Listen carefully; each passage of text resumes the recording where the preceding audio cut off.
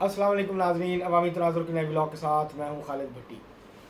آج کے اس پروگرام میں ہم بات کریں گے، آج کے اس ولاگ میں بات کریں گے کہ بالآخر حکومت 26ویں آئینی ترمیم قومی اسمبلی اور سینٹ سے منظور کروانے میں کامیاب ہو گئی۔ صدر مملکت نے کچھ دیر پہلے اس پہ دستخط کر دیے، گزٹ نوٹیفیکیشن جاری ہو گیا۔ اب 26ویں آئینی ترمیم اس وقت جب میں یہ ولاگ ریکارڈ کر رہا ہوں تو اس وقت تک جو ہے یہ 26ویں آئینی ترمیم اب آئین کا باقاعدہ حصہ بن چکی ہے۔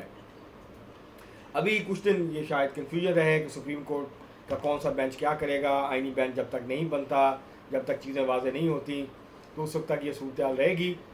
لیکن بالآخر حکومت کو 2/3 اکثریت مل گئی، سینٹ میں بھی اور قومی اسمبلی میں بھی، اور اس کے لیے تحریک انصاف کے ارکان جو ہیں ان کی حکومت کو دونوں ایوانوں میں ضرورت نہیں پڑی، اس کے بغیر ہی حکومت نے کام چلا لیا۔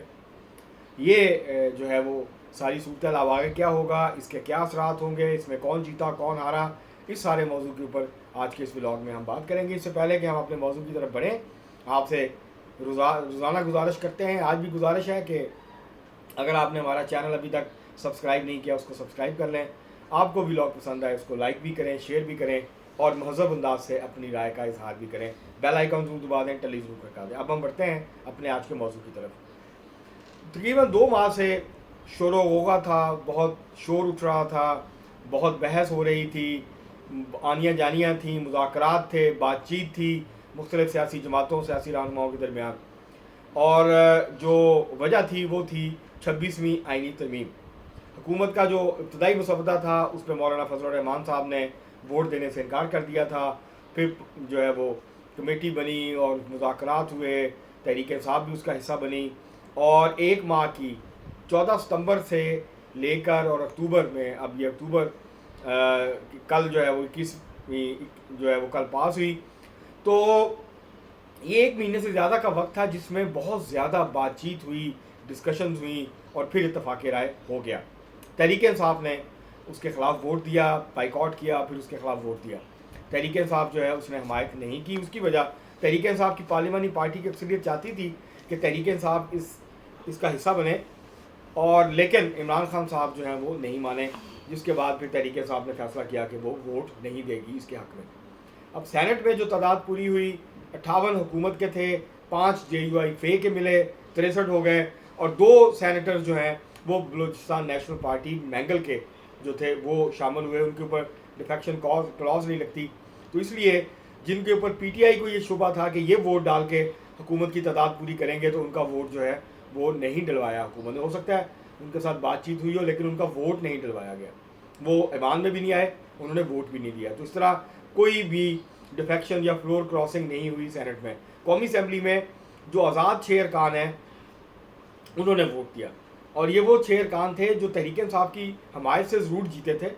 وہاں تحریک انصاف کا کچھ حلقوں میں کینڈیڈیٹ نہیں تھا، لیکن ان میں سے جو 4 ہیں جو وہ آزاد جیتے تھے، پھر کسی میں شامل نہیں ہوئے، نہ سنی اتحاد کونسل میں نہ PTI میں، آزاد حیثیت انہوں نے۔ 8 ارکان قومی اسمبلی ایسے ہیں جو آزاد ہیں، ان میں سے یہ 4 جو ہیں انہوں نے اس کے حق میں ووٹ دیا قومی اسمبلی میں، اور اس طرح الیاس چودھری جو جیتے تھے تحریک انصاف کی سپورٹ سے، لیکن جو 3 دن کے اندر شامل ہونا تھا تو وہ مسلم لیگ کاف میں شامل ہو گئے تھے، بعد میں ان کے اختلافات ہو گئے، لیکن آج بلکہ جو صبح کے ٹائم قومی اسمبلی میں ووٹنگ ہوئی تو اس میں انہوں نے جو ہے وہ ووٹ دیا ترمیم کے حق میں۔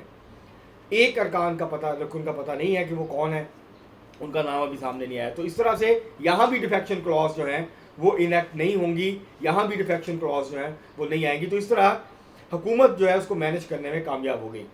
اب یہ ترمیم تو پاس ہو گئی ہے، ظاہر ہے اس کے بعد آئینی بینچ بنے گا، چیف جسٹس کے اختیارات کم ہو گئے ہیں، سپریم کورٹ کے اختیارات کم ہو گئے ہیں، آئینی بینچ کے پاس بہت سے اختیارات چلے گئے ہیں۔ اس کے ساتھ ساتھ جو اپوائنٹمنٹ تھی ججز کی سپریم کورٹ کے اندر، ہائی کورٹس کے اندر، اس کے اوپر بھی جو ہے وہ اس کے اندر پارلیمنٹ کا کردار جو ہے اس کو بڑھایا گیا ہے، پارلیمانی جو ارکان ہیں اس کو ایڈ کیا گیا ہے، تو بہت ساری ایسی ترامیم کر کے جو ہے حکومت نے بہت حد تک جو ہے وہ سپریم کورٹ نے جو اختیارات اپنے پاس مرتکز کر لیے تھے ایگزیکٹو سے علیحدہ ہونے کے بعد اور ایگزیکٹو کی ڈومین میں جانا شروع کر دیا تھا، تو وہ بہت حد تک اس کو بیلنس کرنے کی کوشش کی۔ اب پتہ چلے گا پریکٹیکلی جب اس پہ عمل درآمد ہوگا کہ کیا یہ توازن قائم ہوگا یا عدم توازن قائم رہے گا.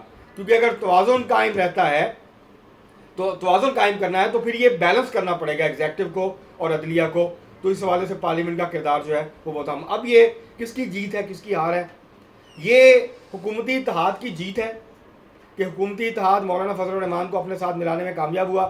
مولانا فضل الرحمان کے سینٹ کے 5 اور قومی اسمبلی کے 8 ووٹ تو فیصلہ کن تھے ہی تھے، لیکن مولانا صاحب کا سیاسی وزن اس ترمیم کے حق میں آنا حکومت کے لیے بڑی کامیابی ہے، کیونکہ اس کی حکومت کو ضرورت تھی. کیونکہ جب سڑکوں پہ احتجاج ہوتا اور مولانا صاحب بھی ساتھ ہوتے وکلا کے اور تحریک انصاف کے، تو صورتحال حکومت کے لیے بہت زیادہ مشکل کا باعث بن سکتی تھی. تو اس لیے یہ بڑی کامیابی حکومت کی. اس میں مولانا فضل الرحمان اور بلاول بھٹو زرداری یہ دونوں بڑے لیڈرز کے طور پہ ایمرج کر کے سامنے آئے، بڑے اسٹیٹس مین کے طور کے اوپر ایمرج کیا انہوں نے. بلاول بھٹو زرداری نے لیڈ کیا اس کو فرنٹ سے، حکومت اس کے اوپر بیک فٹ پہ نظر آئی. لیکن باقی جو معاملات تھے مولانا فضل الرحمان صاحب کے ساتھ ہوں باقی ہوں، وہ بلاول بھٹو زرداری نے اس کو لیڈ کیا اور انہوں نے جو ہے وہ نیشنلی اپنا جو قد کاٹ ہے اس میں اضافہ کیا.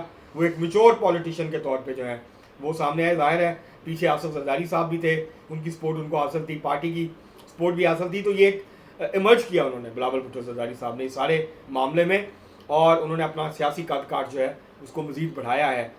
اور تو اس لحاظ سے یہ اس کو تحریک صاحب اس حد تک کامیاب رہی کہ مولانا فضل الرحمان صاحب کے ذریعے انہوں نے آئینی عدالت کی بجائے اس کو آئینی بینچ میں تبدیل کروا دیا، اور جو فوجی عدالت والی شک تھی اس کو بھی نکال دیا، اس کی وہ بھی اس میں نہیں ہے. تو یہ تحریک انصاف کی جو نیگوسیشنز تھے مولانا فضل الرحمان صاحب کے، اس کے نتیجے میں ان کو اتنی کامیابی ضرور ملی. لیکن تحریک انصاف اپنی سیاسی تنہائی دور نہیں کر پائی. مولانا صاحب سے ان کی قربتیں رہیں گی، آنا جانا رہے گا، لیکن یہ تحریک انصاف کے لیے بڑا دھچکا ہے مولانا صاحب کا یہ فیصلہ کہ انہوں نے حکومت کے حق میں جو ہے وہ اپنا سیاسی وزن اور پلڑا جو ہے اس پلڑے میں ڈال دیا. یہ سپریم کورٹ کے ان ججز کی ہار ہے جو پارلیمنٹ کو اور جمہوری حکومت کو کے اوپر نشانہ بازی کرنا، ان کے اوپر گولہ باری کرنا اپنا پیدائشی حق سمجھتے ہیں. اور یہ مائنڈ سیٹ موجود ہے، شروع سے موجود ہے کہ ہم سپیریئر ہیں، ہم بتائیں گے، آپ تو پڑھے لکھے بھی نہیں ہیں اتنے، ہم آپ کو بتائیں گے قانون کیا ہے، آئین کیا ہے، ہماری مرضی ہوئی تو ہم آئین کو دوبارہ بھی لکھ دیں گے. تو یہ ان کے لیے ایک بہت بڑا دھچکا ہے، ان کے لیے بہت بڑا سیٹ بیک ہے. پولیٹیکلی تحریک انصاف کے لیے ہے، اور عدالت کے حوالے سے سپریم کورٹ یا ہائی کورٹس کے حوالے سے ان ججز کے لیے ہے جن کے سیاسی عزائم تھے اور اس کا وہ بار بار اظہار کرتے رہے ہیں. تو اس لحاظ سے حکومت جو ہے وہ بچ گئی، حکومت نے اپنی ڈیڈ لائن کے اوپر یہ ترمیم کر لی.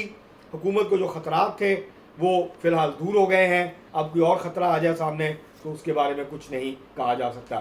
لیکن اس وقت حکومت مضبوط ہو کے سامنے آئی ہے، حکومت کو ایک بڑا جو ہے وہ طاقت ملی ہے، ایک ٹونک ملا ہے اس آئینی ترمیم کے پاس ہونے سے، کیونکہ یہ ایک قسم کی چڑ بن گئی تھی، یہ چھیڑ بن گئی تھی حکومت کی. پہلی کوشش ناکام ہوئی تھی، اب بھی ناکام ہوتے تو پھر یہ حکومت کی نالائکی کا جو ٹیگ ہے وہ اس حکومت کے اوپر لگ جاتا کہ یہ مینیج نہیں کر پا رہے ہیں چیزوں کو.